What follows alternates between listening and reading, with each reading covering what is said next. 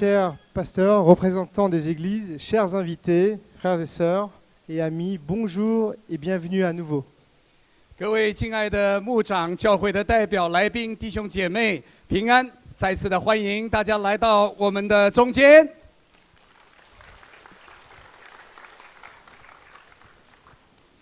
在座的各位来宾，许多都是我们教会成长的见证人。我们之所以可以欢庆50年的纪念，正如先知耶利米说：“我们不致消灭，是出于耶和华诸般的慈爱。” 是因他的怜悯不致断绝。Bon nombre de pasteurs assis ici aujourd'hui sont des témoins de la croissance de notre Église. C'est pour cela que nous pouvons célébrer aussi ce 50e anniversaire. Comme le dit le prophète Jérémie, les bontés de l'Éternel ne sont pas épuisées, ses compassions ne sont pas à leur terme. En regardant l'histoire de notre Église, nous voyons constamment la main de Dieu.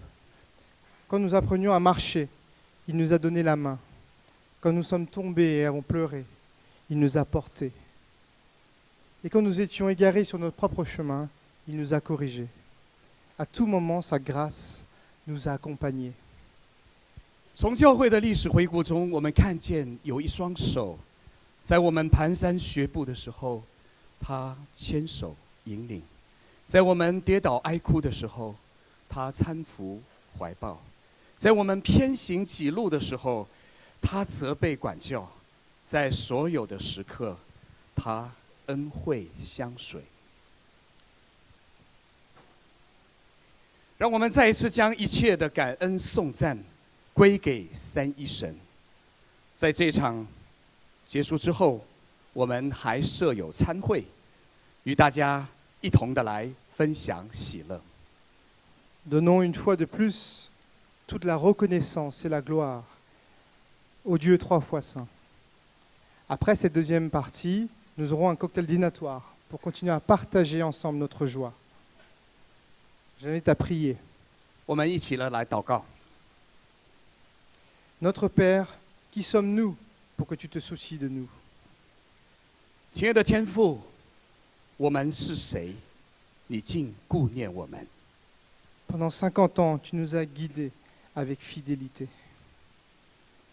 50年来，你恩手信实牵引。 Tu nous as mis sur ton cœur et ne nous as jamais abandonnés. 你将我们放在你的心上。 Nous te remettons la deuxième partie du programme entre tes mains. Gloire à toi. 我们继续将第2场的节目完全的献给你。 Au nom du Seigneur Jésus-Christ. 求你悦纳，荣耀归给你。奉主名求，阿们。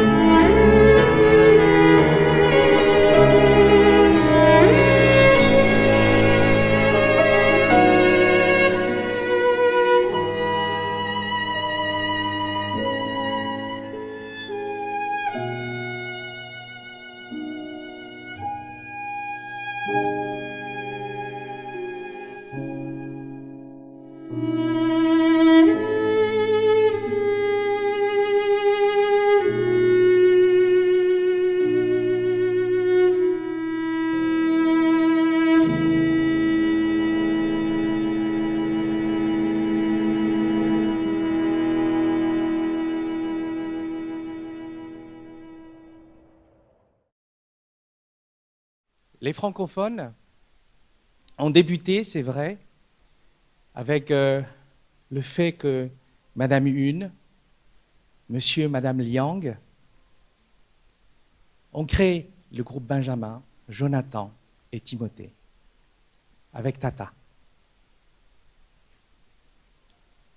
Et Tata, c'est elle qui a prolongé ce ministère pour lui donner la place et pour dessiner finalement ce qu'aujourd'hui l'Église est. Une partie francophone, une partie sinophone.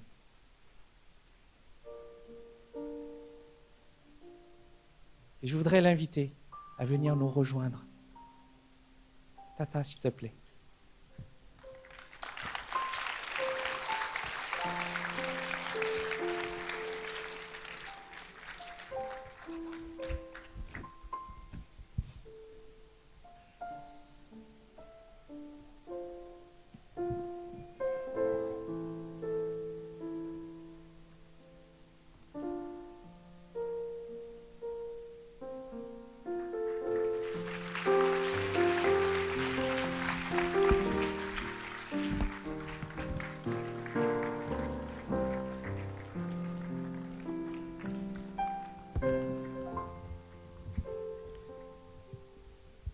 En tant que représentants des francophones de notre Église, nous voulons te témoigner de notre gratitude, de tout ce que tu as fait pour nous,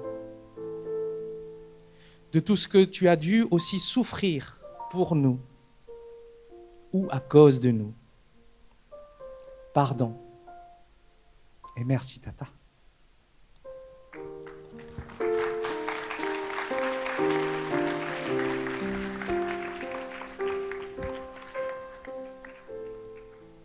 法语部叫高姐，叫达达；中文部叫高姐。我没有意思要占便宜。谢谢高姐长期以来一直专心在造就后进，特别是对将来想要服侍全时间服侍上帝的属灵生命的培养，她给予我们一种平和与热忱的敬虔的榜样。感谢神，使你成为今日许许多多神学进修与服侍者的守望代祷、关怀支持的牧者，成全他们，也成为众教会的祝福。谢谢高姐，谢谢你，无论在劳苦服侍或甚至病痛中，都不断殷勤侍奉主，无怨无悔，成为我们侍奉神的榜样。对我来讲，今天跟法语部一起的尊荣我们的过往的牧者高姐，对我来讲有另外一层更深的意义。高姐也代表了许许多多在我们当中曾经长期默默付出，可能会觉得没有人纪念的牧者。我今天在穿我的白衬衫的时候，我发现这件衬衫是13年前我结婚的时候，高姐的姐夫李大哥送给我的。我相信有很多时候我们服侍主会觉得孤单，包括我们的刘老师、传道夫妇，包括在我们当中很多。但高姐代表了在我们当中很多很多我们来不及去感恩的这些从年轻在我们当中一直服侍到年老白发。谢谢高姐，谢谢。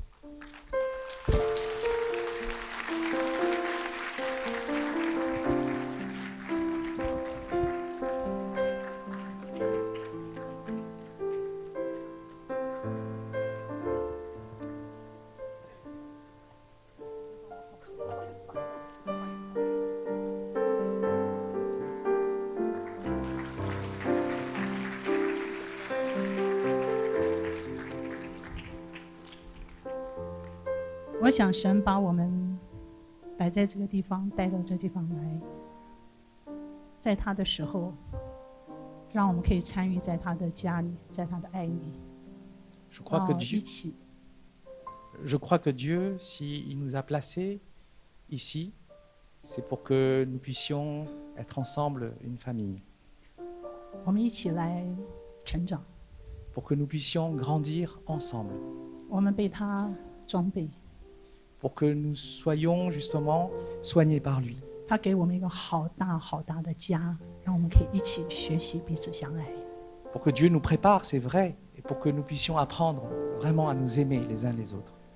今天我们必须要把所有的荣耀都归给神， Et nous voulons vraiment rendre gloire, toute gloire à Dieu seul. 感谢神， Merci Seigneur, 也谢谢你们， et merci à tous. 让我们可以有你们。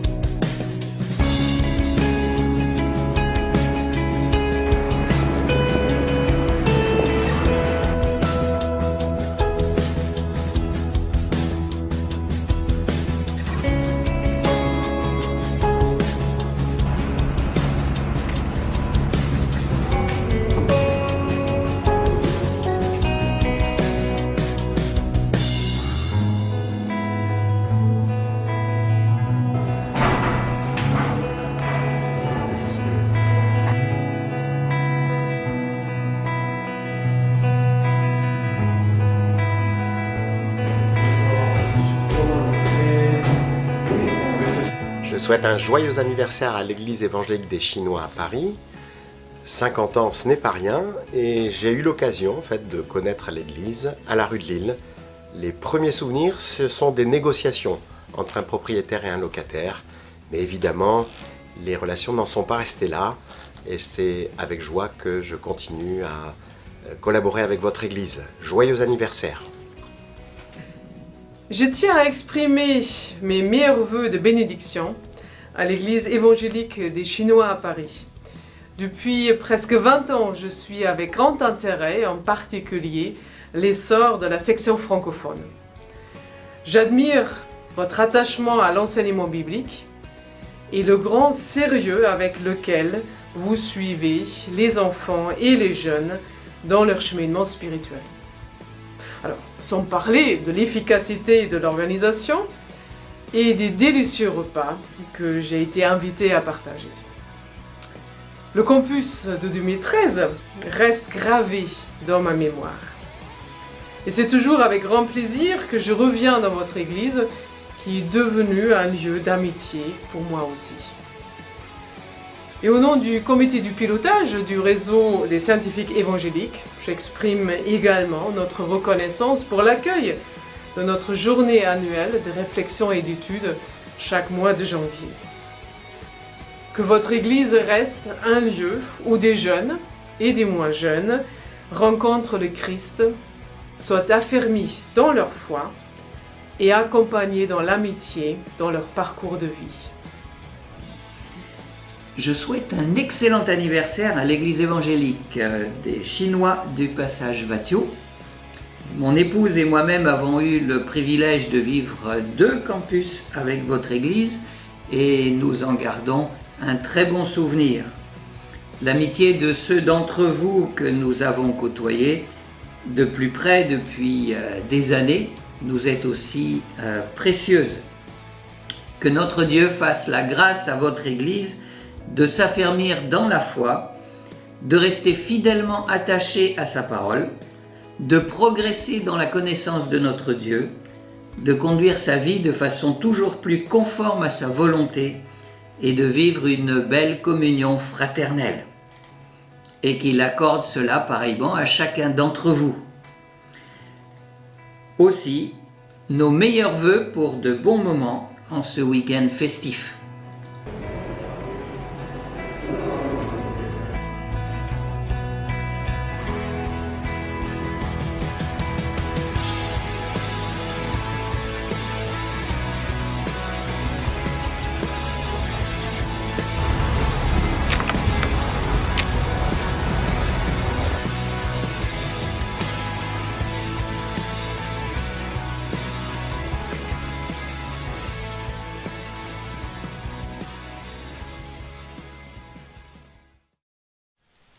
Nous avons la joie d'avoir parmi nous aujourd'hui le professeur Émile Nicole.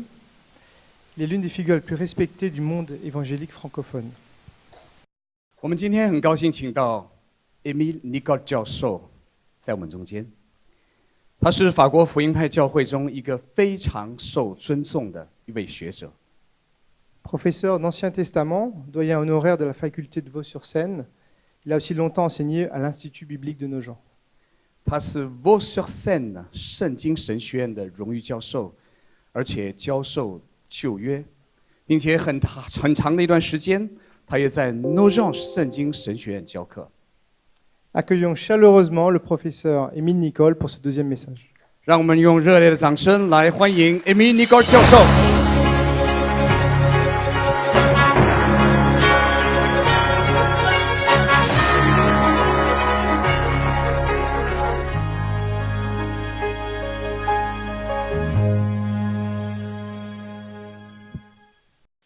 Dans l'épître de Paul aux Éphésiens, au chapitre 4, dans les versets 15 et 16, nous lisons « En proclamant la vérité dans l'amour, nous grandirons à tous égards vers celui qui est la tête, Christ.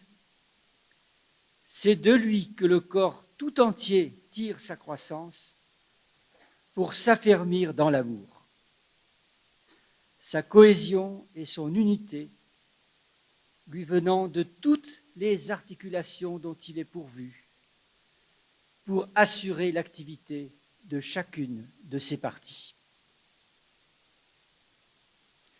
Bien chers frères et sœurs de l'Église évangélique des Chinois à Paris, c'est un très grand honneur pour moi d'être invité à l'anniversaire de votre Église et d'y être convié aussi à y prendre la parole. Et cet honneur, je le reçois non pas comme étant destiné simplement à ma simple personne, mais au-delà de ma simple personne, à vos frères et sœurs et aux divers responsables des églises évangéliques françaises de la région parisienne. Et c'est en leur nom à tous que je veux m'associer de tout cœur à la reconnaissance, à la joie de cet anniversaire. Et c'est un très beau geste de fraternité que vous avez posé là en invitant un représentant des églises françaises à vous adresser un message de la part du Seigneur. Le sujet que vous m'avez suggéré d'aborder, c'est celui de l'unité de l'Église. Et votre invitation est en elle-même un beau témoignage d'unité entre nous.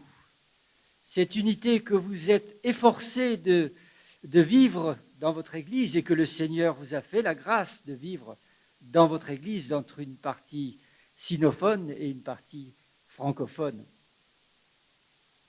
Alors pour aborder ce sujet, l'idée qui s'est imposée à moi, c'est celle de l'image du corps. Une image qui est si souvent déployée par l'apôtre Paul dans ses lettres lorsqu'il veut évoquer l'unité de l'Église, lorsqu'il veut en décrire la nature, lorsqu'il veut y exhorter ses lecteurs. Cette image, il la développe dans différentes directions, par exemple pour parler de la diversité des dons et des fonctions dans l'Église.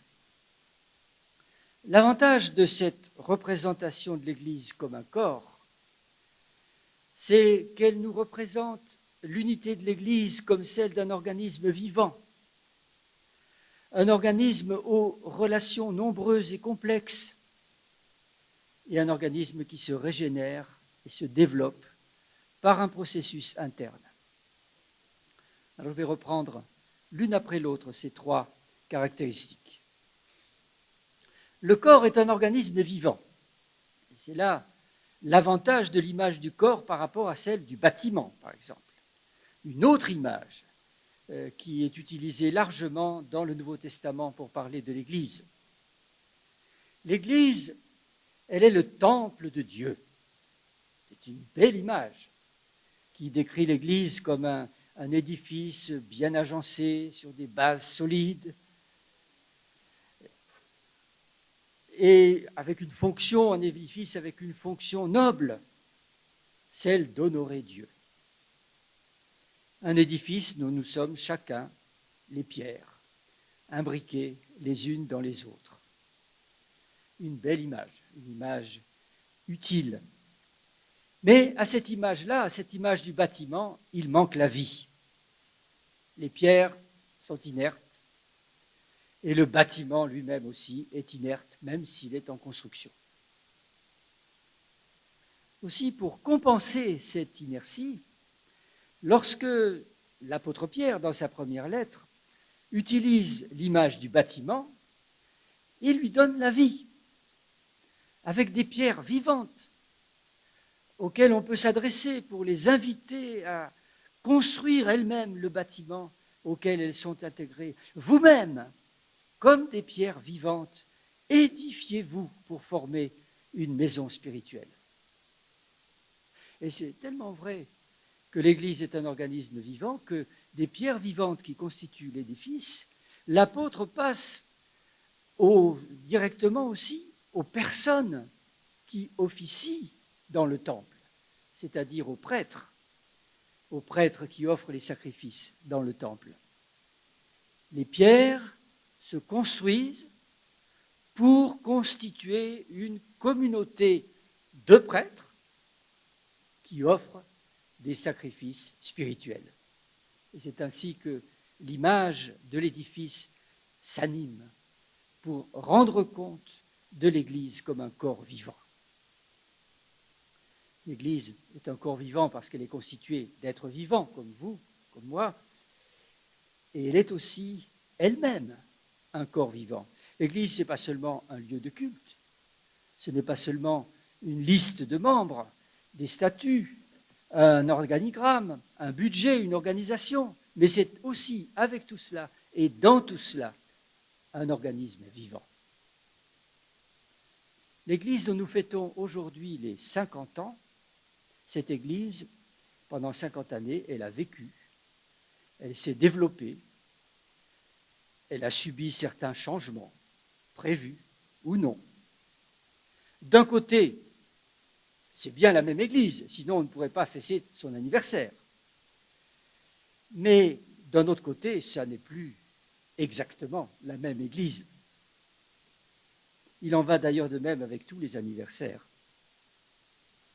Une personne, avec nos anniversaires, une personne dont on fête les 50 ans ne ressemble pas beaucoup à celle qui est née il y a 50 ans.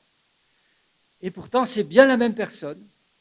On peut la reconnaître aux différentes étapes de sa vie. Et il en est ainsi parce que c'est un être vivant. Deuxième caractéristique d'un être vivant, son unité, sa cohésion est assurée par des liens multiples et complexes.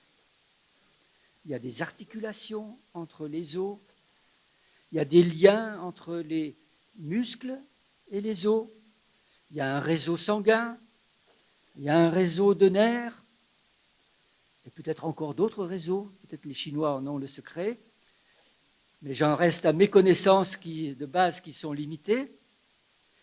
Tous ces réseaux, dans le corps, se côtoient, se croisent, s'entrecroisent. Et pour un simple observateur, c'est un enchevêtrement inextricable. Et heureusement que la peau recouvre tout ça, sinon nous serions effarés. Mais cette complexité, ça n'est pas du tout un défaut. Bien au contraire.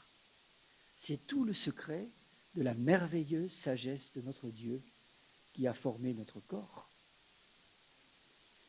L'apôtre Paul, dans le passage que nous avons lu, évoque tous ces liens, toutes ces articulations qui assurent la cohésion de l'Église. Et ces liens multiples s'observent à l'intérieur d'une même communauté. Une communauté croyante, c'est tout un réseau de relations personnelles, de services qui sont rendus en commun, d'activités comme les campus, auxquels j'ai eu le privilège de participer, moi aussi, il y a quelques années. Et ces liens, on les observe aussi entre les communautés. Parce que l'Église, ce n'est pas seulement une communauté locale, ce sont aussi tous les croyants, tous les disciples du Christ qui fréquentent diverses églises, des églises chinoises et d'autres églises aussi. L'Église, ce sont aussi les organismes de formation, comme l'Institut biblique de Nogent, les organismes d'entraide, comme le CEL, et bien d'autres. Et votre Église, bien qu'administrativement indépendante, est reliée à ces divers réseaux qui contribuent à l'unité de cet organisme vivant qu'est l'Église, ici dans la région parisienne, jusqu'en Chine, et même jusqu'en le monde entier, comme on vient de le voir. Je ne voudrais pas idéaliser cette complexité qu'on observe dans les relations entre les églises, parce que cette diversité, cette complexité, nous ne pouvons pas seulement la contempler avec admiration comme une merveille de la sagesse divine, parce que parfois, ou trop souvent, c'est aussi le résultat du péché, des divisions, des incompréhensions, de l'indifférence, de la méfiance à l'égard des autres. Et tout cela, malheureusement, nous ne pouvons pas le nier. Et il est bien nécessaire de faire des efforts et de compter sur la grâce de Dieu pour tenter de réparer les divisions inutiles, de rapprocher ceux qui s'ignorent. comme tente de le faire depuis plusieurs années le CNEF, le Conseil national des évangéliques de France. Mais ce que je veux dire, c'est que nous ne devons jamais être dépités ou démoralisés par la complexité elle-même, par la multiplicité des réseaux, parce que c'est aussi, par la grâce de Dieu, un moyen remarquable de cohésion de l'Église comme un organisme vivant. Ça l'est si nous tissons, si nous entretenons ces réseaux dans l'état d'esprit que nous recommande l'apôtre en proclamant, c'est-à-dire en proclamant la vérité avec amour. Dernière caractéristique de l'organisme vivant, il se régénère et grandit par un processus interne. Le corps des enfants grandit naturellement jusqu'à l'âge adulte et après, notre corps ne cesse de se régénérer jusqu'à ce que, malheureusement, avec l'âge, cette capacité de se régénérer diminue et notre corps, malade ou non, finit par mourir. Mais ce n'est pas la même chose avec l'Église. Parce que Jésus-Christ a promis que la mort elle-même ne pourrait pas la vaincre. Lorsque nous fêtons les 50 ans, nos 50 ans, ou les 50 ans de quelqu'un de notre famille, c'est un bel anniversaire, oui. Mais la fête peut être teintée d'une certaine nostalgie. Après 50 belles années, est-ce qu'on n'arrive pas sur une pente descendante qui, pour finir, nous mènera à la mort? Alors qu'en est-il des 50 ans de cette chère Église que nous fêtons aujourd'hui? Je ne peux pas vous promettre 50 nouvelles belles années où votre Église ne cessera pas de se maintenir, de se développer pour l'affermissement de ses membres dans la foi, pour la formation de nouvelles générations qui vont se lever pour faire rayonner le message de l'Évangile dans la communauté chinoise de la région parisienne et au-delà, comme c'est déjà le cas aujourd'hui. C'est ce que nous souhaitons, bien sûr. Nous prions pour cela. Nous croyons que Dieu est capable de le faire. Mais nous ne le savons pas. Et je crois pouvoir dire qu'il n'est pas utile que nous le sachions. L'avenir ne nous appartient pas.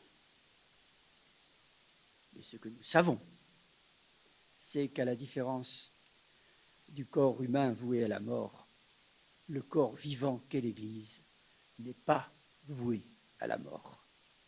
Le corps vivant qu'est l'Église n'est pas voué à la mort. Certes, il arrive que des églises locales périclitent et meurent, malheureusement. Mais l'Église, corps de Christ, a pour horizon certain, un horizon indépassable, la vie et la vie éternelle. Elle ne périra jamais. Et persuadé de cela, vous pouvez continuer à travailler dans le cadre de cette communauté qui fête aujourd'hui ses 50 ans, continuer à travailler, à persévérer, à souffrir aussi, à espérer, à entreprendre avec l'aide de Dieu. Alors j'ai dit que c'est par un processus interne que l'Église se développe et se régénère. Là, il faut tout de suite ajouter, pour ne pas que nous nous méprenions, il faut ajouter que dans ce processus interne, le corps vivant qu'est l'Église est étroitement uni à Jésus-Christ, qui est présenté par Paul comme la tête du corps de l'Église. Nous grandirons à tous égards vers celui qui est la tête, Christ. Et ici, l'image du corps humain se trouve dépassée, parce que ce n'est pas à proprement parler notre tête qui nous fait grandir ou qui régénère notre corps. Mais Jésus-Christ, qui est la tête du corps vivant qu'est l'Église, Jésus-Christ est aussi celui qui assure son unité et celui qui assure son développement. C'est en étant unis à lui en recevant son salut, en nous attachant à sa parole, en obéissant à ses instructions, chacun pour notre part, et tous ensemble dans l'Église et dans les églises, que nous pourrons croître d'une connaissance, une croissance qui nous fera toujours plus ressembler à notre Sauveur Jésus-Christ. Dans cette perspective, je vous souhaite un très bon anniversaire, un anniversaire dans lequel vous pouvez regarder avec reconnaissance vers le passé, avec lucidité sur le présent et avec confiance vers l'avenir. Bon anniversaire. Shengli, Shengli, Ku Ailu.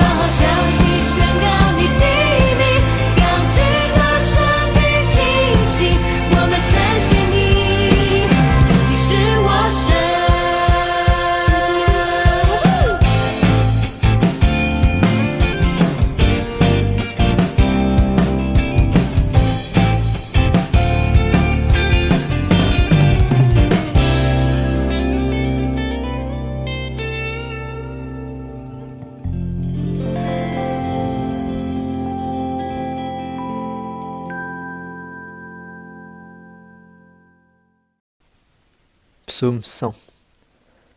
Acclame l'Éternel, ô terre tout entière. Servez l'Éternel avec joie. Entrez en sa présence avec des chants joyeux. Sachez que c'est lui seul, l'Éternel, qui est Dieu. C'est lui qui nous a fait. Nous lui appartenons. Et nous sommes son peuple, le troupeau de son pâturage. Entrez sous ses portiques avec reconnaissance. Entrez dans ses parvis en chantant ses louanges. Rendez-lui votre hommage et louez-le pour ce qu'il est. Car l'Éternel est bon, car son amour durera toujours, et sa fidélité s'étendra d'âge en âge. 普天下当向耶和华欢呼，你们当乐意侍奉耶和华，当来向他歌唱。你们当晓得耶和华是神，我们是他造的，也是属他的。我们是他的民，也是他草场的羊。当称谢进入他的门，当赞美进入他的院，当感谢他，称颂他的名。因为耶和华本为善，他的慈爱存到永远，他的信实直到万代。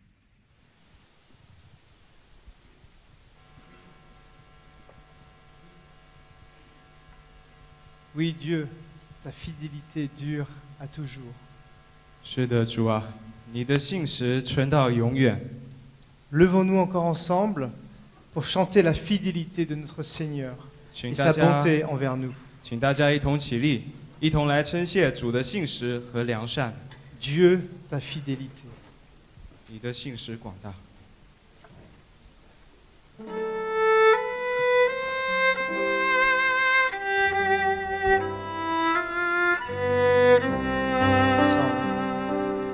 Dieu t'insuit chez Bintan, va jusqu'au Dieu.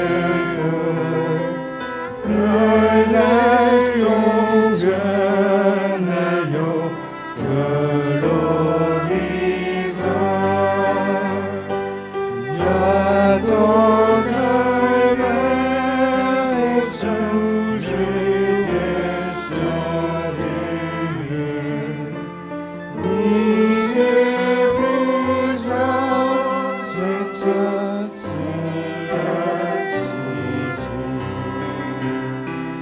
Dieu t'inflige des batailles, ton vivant se bataille, se renouvelle envers toi chaque jour. Tous mes besoins, c'est ta joie qui me comble. Dieu t'a figé longtemps sur la gauche.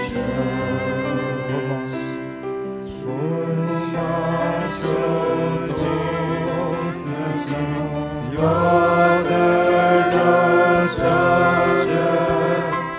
Léger et tendre, tu savais.